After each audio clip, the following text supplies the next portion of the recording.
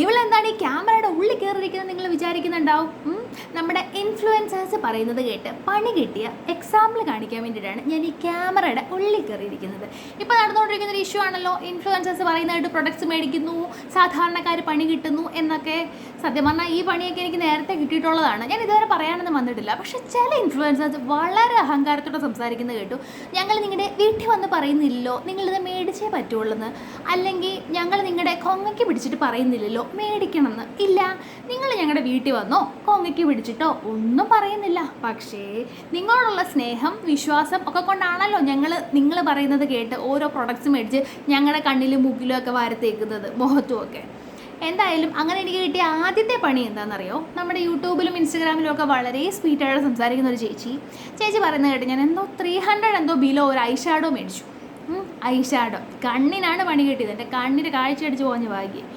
Eyeshadow മേടിച്ചിട്ട് ആ സാധനം ഇട്ടാപ്പാ തൊട്ട് ഞാനൊരു ഫംഗ്ഷന് പോയിട്ട് വരുന്നിടം വരെ ചൊറിഞ്ഞ് എൻ്റെ പൊന്നെ ഒരു രക്ഷയില്ലാതെ ചൊറിഞ്ഞൊരു വഴി കഴിഞ്ഞ് കണ്ണിൻ്റെ പോള രണ്ടും വീർത്ത് വരാൻ തുടങ്ങി.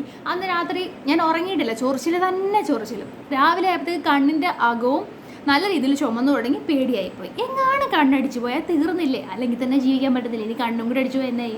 ഞാൻ ഓടി ഡോക്ടറിൻ്റെ അടുത്ത് പോയി. ഡോക്ടർ അത്യാവശ്യം നല്ല രീതിയിൽ എന്നെ ചീത്ത പറഞ്ഞു.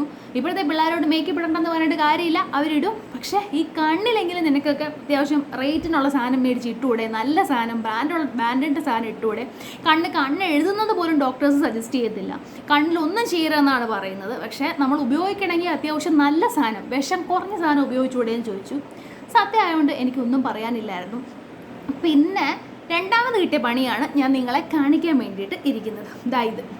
ഇത് കണ്ടോ, നിങ്ങൾക്ക് കാണാവുമെന്ന് എനിക്കറിയത്തില്ല, ഫേഷ്യൽ റേസർ തന്ന മാർക്സാണ് ഇതൊക്കെ. കാരണം എന്താണെന്നറിയോ, എനിക്ക് നല്ല ഹെയർ ഉള്ള ആളായിരുന്നു. പക്ഷേ ഇതുപോലെ ഇപ്പോഴും ഉണ്ട്, എനിക്ക് ഹെയർ ഗ്രോത്ത് ഭയങ്കരമാണ്. പക്ഷേ അന്നേരം ഉണ്ടായിരുന്ന ഹെയറൊക്കെ വളരെ തിന്നാണ്, നമ്മുടെ മുഖത്ത് തിന്നായിട്ട് ലൈറ്റായിട്ട് തൊട്ടാൽ പോലും അറിയത്തില്ലാത്ത രീതിയിലുള്ളതായിരിക്കും. പക്ഷേ ഹെയർ ഉണ്ട്, ഹെയർ നിൽക്കുമ്പോൾ ഒരു ഇരുളിമ മുഖത്തിനുണ്ട്. നമ്മൾ ഈ ഫേഷ്യൽ റേസർ യൂസ് ചെയ്യാൻ പോകാമെന്ന് പറഞ്ഞപ്പോഴേ എന്നോട് എല്ലാവരും പറഞ്ഞു യൂസ് ചെയ്യരുത്, എന്തൊക്കെ പറഞ്ഞാൽ ഇനി വരുന്ന ഹെയറിന് കട്ടി ഉണ്ടാവും.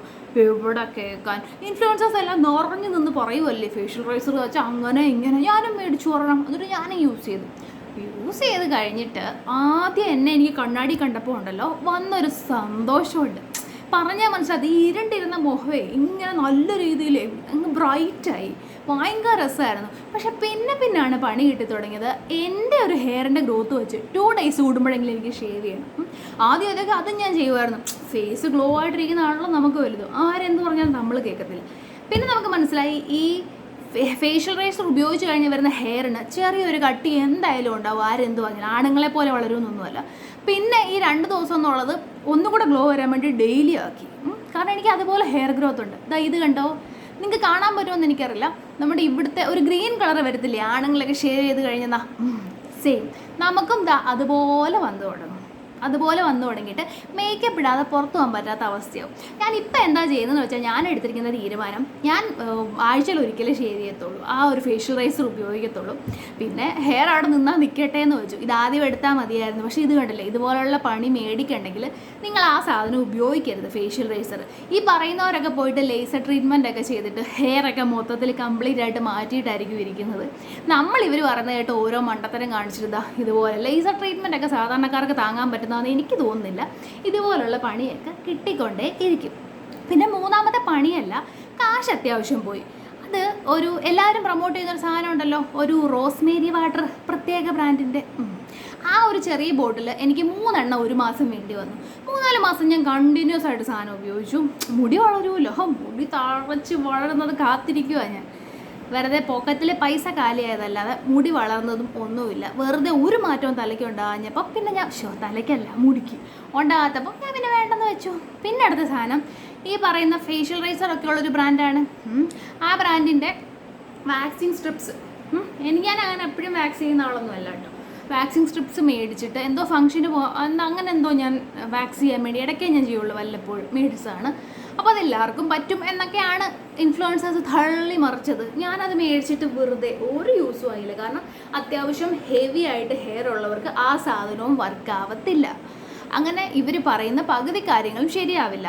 കാര്യം ശരിയാണ്, ചിലപ്പം ഇവർ യൂസ് ചെയ്തിട്ടായിരിക്കും പറയുന്നത്, പക്ഷേ മറ്റുള്ളവർക്ക് അത് അങ്ങനെ എഫക്റ്റ് ആവണമെന്ന് ഒരു നിർബന്ധവും. അന്ന് ആ ഐ ഷാഡോ എൻ്റെ കണ്ണിന് തന്ന പണി, ചെറിയ പണി ഉപയോഗിച്ചപ്പോഴേ ആ പണി കിട്ടിയത്. ഞാൻ വളരെ താങ്ക്ഫുള്ളാണ് ദൈവത്തോട്. കാരണം ഞാനത് അപ്പം നിർത്തി. അല്ലാത്ത പക്ഷം ഒന്ന് ആലോചിച്ച് നോക്കൂ, ഈ സാധനം ഞാൻ ഉപയോഗിച്ച് അവസാനം എൻ്റെ കണ്ണിൻ്റെ കാഴ്ച വരെ നഷ്ടപ്പെട്ടാലോ. അയ്യോ. അപ്പോൾ ഈ കാര്യം നിങ്ങളൊക്കെ ആയിട്ടൊന്ന് ഷെയർ ചെയ്യണം തോന്നി. പിന്നെ ഒരു കാര്യം കൂടെ എനിക്ക് പറയാനുണ്ട്. എൻ്റെ യൂട്യൂബ് ചാനലിൽ കയറി നോക്കിയാൽ നിങ്ങൾക്ക് കാണാൻ പറ്റും, ഞാൻ ആദ്യമൊക്കെ ഇത് തന്നെ പ്രൊമോട്ട് ചെയ്തുകൊണ്ടിരുന്ന ഒരാളാണ്. ഈ പ്രൊഡക്ട്സ് മേടിച്ച് എൻ്റെ കാശ് കൊടുത്ത് മേടിച്ച് യൂസ് ചെയ്ത് ഇതിൻ്റെ റിവ്യൂ പറഞ്ഞുകൊണ്ടിരുന്നതാണ് ആദ്യം. ഇൻസ്റ്റാഗ്രാമിൽ അധികം ഇല്ല, 1-2 വീഡിയോസേ കാണത്തുള്ളൂ. അപ്പോൾ ആ ചെയ്തുകൊണ്ടിരുന്ന സമയത്ത് എൻ്റെ ഹസ്ബൻഡ് എന്നോട് ഇങ്ങനത്തെ വീഡിയോസ് ചെയ്യേണ്ടെന്ന് പറഞ്ഞു. അപ്പോൾ എൻ്റെ വിചാരം ഞാൻ വീഡിയോ ചെയ്യുന്നത് ഇഷ്ടമല്ല എന്നിട്ടാണ്. ഞാൻ ഒരിക്കലും പോയിന്റ് മനസ്സിലാകുന്നില്ല. ആളുടെ പോയിന്റ് ഇതായിരുന്നു, നീ മേടിച്ച് തേച്ചിട്ട് നിൻ്റെ സ്കിന്നിന് പ്രശ്നമില്ല, ഇതും കൊണ്ട് നാളെ വേറൊരാളുടെ സ്കിന്നിന് പ്രശ്നം വരുവാണ്. ഓക്കെ, നീ നിർബന്ധിച്ചിട്ടല്ല മേടിക്കുന്നത്, പക്ഷെ നമ്മളായിട്ട് ഒരാളെ എന്തിനാണ് അറിയാതെ ദ്രോഹിക്കുന്നത്? നിനക്ക് വീഡിയോസ് ചെയ്യണമെങ്കിൽ വേറെ എന്തൊക്കെ ചെയ്യാം. അങ്ങനെ ഹസ്ബൻഡ് വന്നിട്ടാണ് ഞാൻ കുക്കിംഗ് വീഡിയോസും അല്ലാത്ത വീഡിയോസും ഒക്കെ ചെയ്തു തുടങ്ങിയത്. ഇത് നിർത്താൻ പറഞ്ഞു. ആദ്യമൊന്നും ഞാൻ സമ്മതിച്ചില്ല. ഞാൻ വീഡിയോ ചെയ്യുന്നതിനുള്ള ഇഷ്ടക്കാടാന്ന് പറഞ്ഞു. പക്ഷെ ഒരിക്കലും അല്ലായിരുന്നു. പിന്നെ പതുക്കെ മനസ്സിലാക്കി ഞാൻ ആ പരിപാടി അങ്ങ് നിർത്തി വെച്ചു. പറഞ്ഞത് ശരിയാണ്, എനിക്ക് ചിലപ്പോൾ എൻ്റെ മുഖത്ത് ചിലപ്പോൾ വർക്കാവുമായിരിക്കും ഒരു സാധനം, അല്ലെങ്കിൽ എനിക്ക് സ്കിന്നിന് പ്രശ്നമുണ്ടോ ഇല്ലെന്ന് മുമ്പോട്ടേ അറിയാൻ പറ്റുള്ളൂ, അത് വേറെ കാര്യം. എന്നാലും അതുപോലെ മറ്റുള്ളവർക്കത് വർക്കാവണമെന്നില്ല, അവർക്ക് പണി കിട്ടും. അപ്പോൾ ഇൻഫ്ലുവൻസേഴ്സ് ഇനിയെങ്കിലും ഒരു കാര്യം മനസ്സിലാക്കുക, നിങ്ങൾ മറ്റുള്ളവരെ ദ്രോഹിക്കാതിരിക്കുക. ഞാൻ ചെയ്ത തെറ്റ് അന്ന് ഞാൻ തിരുത്തി. പിന്നെ ഈ പറഞ്ഞ പോലെ എനിക്ക് ഭയങ്കര ഫോളോവേഴ്സും വ്യൂസും ഒന്നും ഇല്ലായിരുന്നു.